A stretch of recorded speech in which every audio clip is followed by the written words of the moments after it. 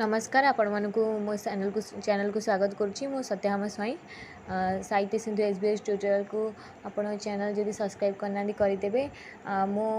आगुरी दुईटी video upload कर दुईटा part बड़पण कविता जहाँकि राधानाथ लिखिं तो तार दुईटा पार्ट अलरेडी मु अपलोड कर देखीदे। आम यही पर्यंत आलोचना कर यही पर्यंत आलोचना करदे तो आम आग को आलोचना करवा। तो जो मैंने देखी ना दुईटी पार्ट से देखीदे जदि किसी न बुझ पाइले मत कमेंट सेक्शन में जनइबे। चलते आरंभ करवा आज वीडियो। अर्जु अछ सीना केवल धुष्कुत घृष्टि मुखे ढाली यज्ञ गुटगुत। अर्थात तुम्हें जो पाप अर्जन करुच जमी यज्ञ गुंड आम घी ढला हुए से तुम घुषुरी मान मुखरे से गोटे ढालुच पाप अर्जन को धन को घुषुरी अर्थात विदेशी मानक ये घृष्टि अर्थात घुषुरी मान सहित कवि तुलना करिसेंती।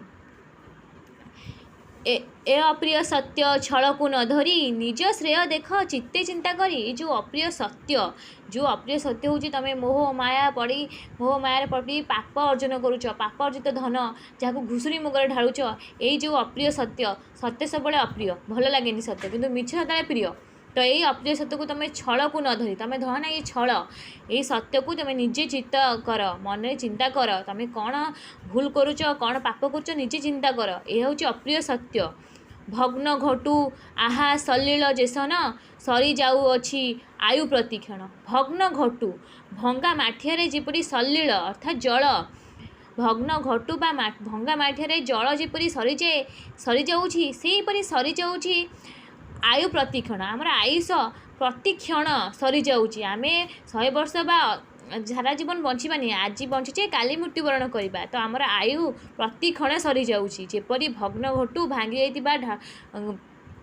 आमर माठिया जेपरी जल प्रतिक्षण सरी जाए सेहीपरी आमर आयु मध्य प्रतिक्षण पर सरी जाऊँगी। बड़ क्रूर काल बड़ अविश्वासी हाबोड़ी जीव से आचम्बिते आसी। बड़ क्रूर बड़ निष्ठुर होउची काल समय बड़ अविश्वासी केतेबेले आचम्बित भावे बा अतर्कित भाव में समस्त को चकित करी आसी हाबोड़ी जीव बा पहुँची जीव आम पाखे कहीं केबे कहि परिबेनी आमे केते बंचिबा आज बंचीचे काली केबे मृत्युवरण करवा कहीं कहि परिबेनी। बड़ क्रूर होउची काल आउ बड़ अविश्वासी हाबोड़ी जीव से आचम्बित आसी हाबोड़ी जीव अर्थात पहुँची जीव। दूरवर्ती जानी काल को जे हसे हसी से ता पछे आसी लुचि बसे जे भावे मो मृत्युवरण को जे ना शुणी हसे से भावे मु बहुत दूर रे अछि मो मृत्यु मु केबे मरिबिनी तो मु से जे एमती भावे ता पछरे आसी लुचि की बसी थाए मृत्यु। तो ये लिखाई जे दूरवर्ती भाली बोली भावे कि काल को हसे तारी पछरे लुचि की बसी थाए मृत्यु। नीति बेल बुझी छामुरे हाजर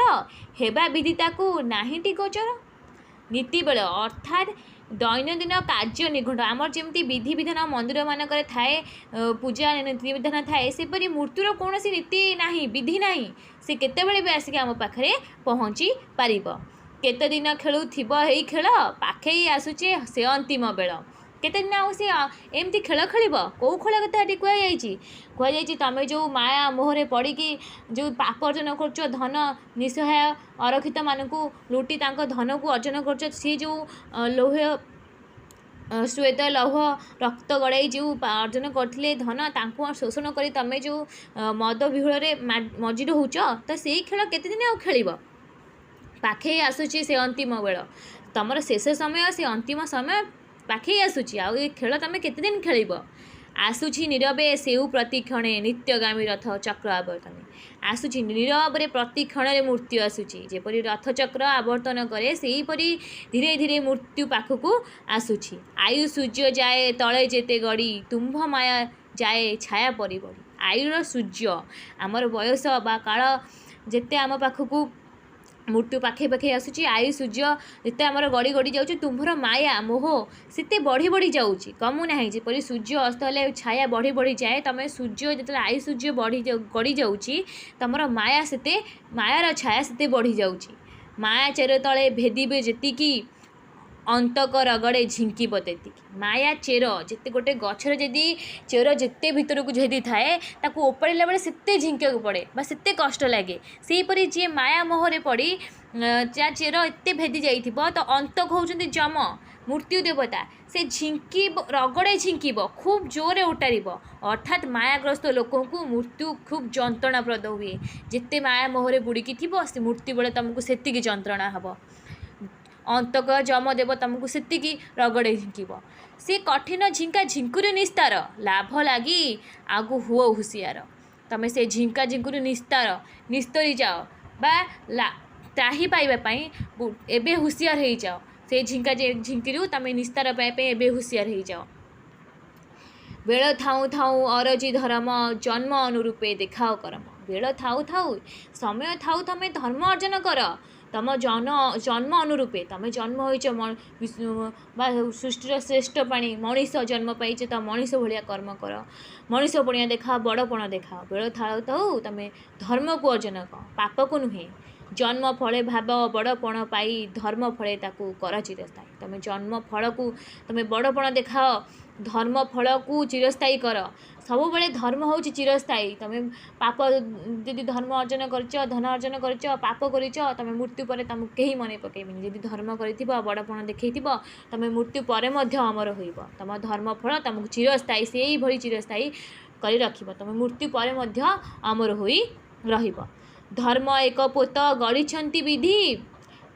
तरीबाकू यही संसार बारिधि विधि भगवान गढ़ी गोटे पोत अर्थात जहाज बा पोत गढ़ी बोईत गढ़ी जहाँ को नहीं ये संसार बारिधि तुम पार हो पार संसार बारिधि हूँ समुद्र संसार बारिधि ए संसार रूपक समुद्र को तुम पोत साहाय्य धर्मर पोत पोत हूँ आमर से धर्म बा तुम भगवान तुमको एक पोत देइछंती बा धर्म देइछंती जहाँ साहाय्य तुम संसार रूपक बारिधि बा समुद्र को पार हो पार धर्म एकासीना महत पणिया आउ बड़पण अढ़ई दिनिया धर्म हूँ एमती एक महत पणिया जा मृत्यु पर तुम सहित रहिब तुम साथी गला बेले जो मर कि नहीं जीवनी तुम जी धर्म टिक कर धर्म को ही सांगे नहीं जीव आउ बड़पण आउ जिते धन संपत्ति मोह माया जिते अश्व घोड़ा तुम जिते जहाँ रखीच आम कहू आम धन संपत्ति मोर धन मोर घर किसी कहीं नहीं जीवेनि सब अढ़ई दिन तो ताकू कहीं नहीं जीवेनि धर्म जदि कर धर्म को ही सांगे नहीं जीव बड़पण भाई एके सिना से ही छिड़ाई कहीं जा न परई नहीं बड़पण हूँ से जहाँ को कई के छड़े नहीं पार तुम धन संपत्ति राज्य अश्व घोड़ा तुम ठार सब छड़े नहीं पारे कि धर्म हूँ एमती गोटे जिनस तुम ठार कहीं भी तुमको छड़ाई नहीं पारे ना बड़पण से ही अंते सुधा जार सौरभ चहटू थाए संसार बड़पण जार थाए से मृत्यु पर अंते अर्थात मृत्यु पर तार ये सौरभ बा सुबास चढ़ू थाए संसार रे बा जी भल व्यक्ति जी धर्म करे बड़पण देखाए से मृत्यु पर अमर हो रही थाए बड़पणे सिना से ताकू गणी जो बड़पण दुईलोक साधनी बड़पणे सिना से ही ताकू गणी जो बड़पण दुईलोक साधनी दुईलोक अर्थी कहुई स्वर्गलोक मर्त्यलोक जी धर्म रे चलुथिबो जे बड़पण करथिबो ताकू दुई लोकरे ता बड़पण को समस्ते ग्रहण करेंगे स्वलोक भी आ मर्त्यलोक मध्य से बड़पणिया को समस्ते देखिए और स्वर्गलोक पापी बोली कहजनी से जानवे जे स्वर्गलोक से दृष्टि रहिबे से ही सिना बड़पण जाही लगी अंतकर वज्र दंत जाए भांगी से ही सिना बड़पण जी देखाए बा जहाँ बड़पण देखाए तो तार वज्र दंत कठोर दंत बा सत्शक्ति करिथिबा लोक मरी मध्य अमर हो जाए से बड़पण जी देखाए जी सत्कर्म करे जी धर्म करे अंतकर वज्र दंत जाए भांगी तो अर्थात से मरिकी मध्य अमर होता है सत्कीर्ति करथिबा लोक मरी अमर काल काल को तार जस रही पारे काल ताकू ग्रास करि पारे नाही। सेई बड़पणे बल मतिकी काल न पारिब पशिजा कति से बड़पणକୁ से धर्म को तमे मति निजर मन को से पटे बड़ाओ से पटे तमे धर्म पथरे जाओ अधर्म को गति करनी धर्म को गति कर काल न पशि पारिब जा कति काल यदि तुमको ग्रासी पारिबनी जदि भी काल ग्रासीला तमे अमर होइब चिरदिन पाई हेला कर नहीं पाइए सुविधा लभिबाकू से बड़पण नेता तुम्हें हेला करनी आ समय तुम्हें व्यक्त करनी यही सुविधा कौ सुविधा धर्म को बड़पण देखापी तुम्हें हेला करनी लभिबाकू बड़पण नेता से बड़पण को लभिबा लाभ करने आउ तुम्हें हेला कर नहीं संसार तुक्वे सार बड़पण लाल सारू निय बाहुड़ाई मन संसार तक्वे सार जी मूल्यहीन रही मूल्यहीन वस्तु माया मोह को त्याग करी बड़पण को आपण लाल सारू निय बाहुड़ाई तुम तक्वे सारा मूल्यहीन बड़पण को बाहुड़ाई से मन को निज मन को फेराई आण बाहुड़ाई आण धर्म पथरे निज मन को चला बड़पण निज मन को चला बड़पण पथरे उदासीन नेत्रे दुनियार मान देखी कर मन धर्म एकाथन उदासीन तुम जो अहंकार माया रे तुम जो अंध होगी जो पाप कार्य करुथिल प्रजा मान लुटुथिल शोषण करुथिल से नेत्र रे दुनिया को न देखी तुम उदासीन नेत्र रे देख समस्त दुख बोझ धर्म पथरे चल एकातन होगी एकाग्र हो तुम धर्म पथरे चल राजधर्मे आत्म तत्व दे मति उच्च हो लभ उच्चतर गति राजधर्म हूँ प्रजानुरंजन हूँ राजधर्म प्रजा मानकर मंगल करवा आमर जमी श्री रामचंद्र राम राज्य गढ़ी आगे हूँ प्रजा मानकर सुख दुख आगे नुहे से अधर्म कि आगे निज गंता घर कि धन संपत्ति की से चाहून आगे प्रजा मानकर सुख थिला तो प्रजा मानक सुख निमित्त से राम राज्य गढ़ी तो से भली राजधर्म हूँ आम भारत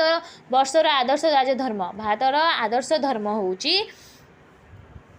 प्रजा मंगलकारी प्रजानुरंजन प्रजा मान रंजन करवा से ही मती तुम आगे चल उच्च हो लभ उच्चतर गति तुम बड़पण देखे उच्च गति बड़पण देखे उच्चतर गति को आगू से बढ़ी चल तो ये आमर बड़पण कविताटी आपण मैंने जब बुझीपारे तो आपण मैंने मत कमेंट करी कहतु जब बुझीपार कौन डाउट अच्छी तो मत कमेंट सेक्शन में जनातु आउ जब भिडियोटी भल लगुच आप लाइक करूँ कमेंट करूँ आउ शेयर करूँ आ मो चैनल को सब्सक्राइब करूँ रखुची नमस्कार।